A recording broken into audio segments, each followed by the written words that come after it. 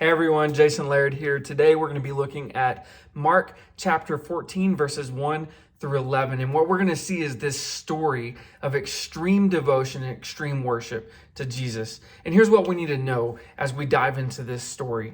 Jesus is worthy of our devotion. He is worthy of our praise. He has radically outgiven us by giving himself so that we might have life. And not only life, so that we can have an abundant life.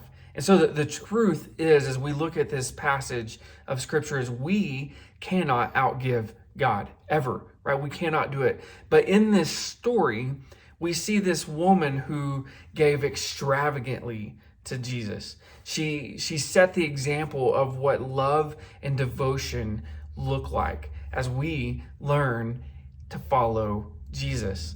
You see, Jesus and his disciples, what they were doing is they went kind of into hiding, and they were kind of hiding out in this house of a leper named Simon. Now, I think it's safe for us to assume that Jesus had probably already healed Simon at this point, and that he no longer had leprosy because there were a lot of people in his house. There was essentially a party going on.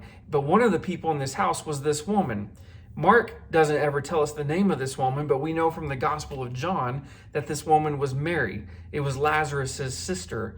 And Mary, she approaches Jesus and she does this extravagant thing. She breaks open this jar of perfume oil and she pours it on Jesus' head.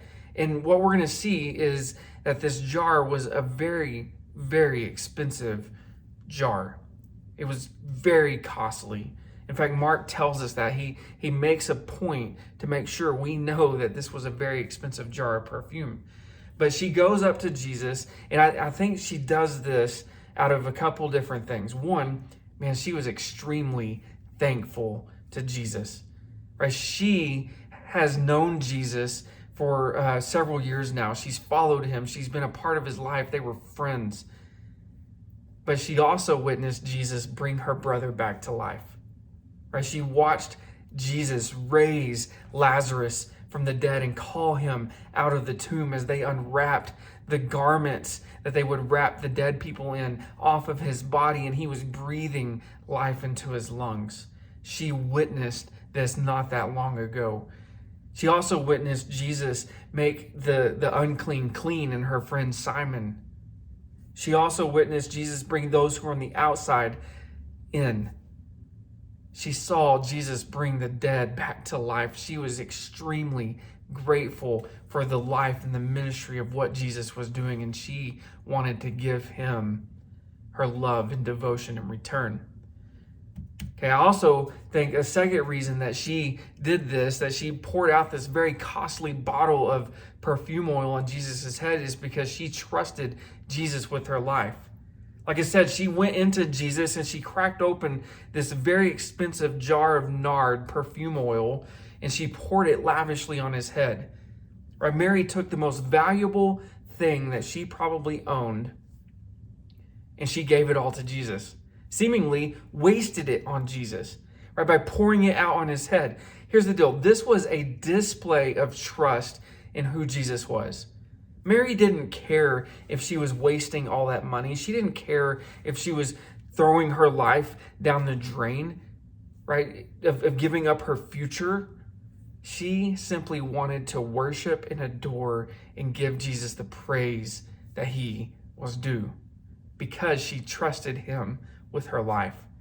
Mark goes on to tell us that everyone that saw this, everyone that witnessed this lavish display of devotion was indignant, and they got hot mad, red hot mad, and they started to scorn her and shame her and yell at her, and they were offended by this, and they looked at Jesus and said, Jesus, she wasted this ointment.